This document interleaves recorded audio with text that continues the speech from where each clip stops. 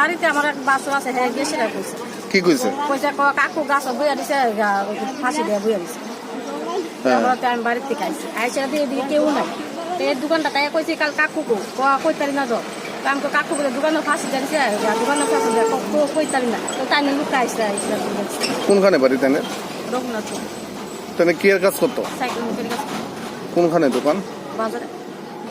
কোন বাজারে? বিশালগড় নামার বাজার। কি কারণে ফাঁসি? কি মানে সংসারে কি কোনো ঝামেলা আছে? না, আজকে কোনো ঝামেলা। সকালবেলা তো টিভি খাই বাড়িতে পাইছি। কি কারণে আত্মহত্যা করলো? কি নাম তাদের? শক্তিরঞ্জন। আপনার নাম?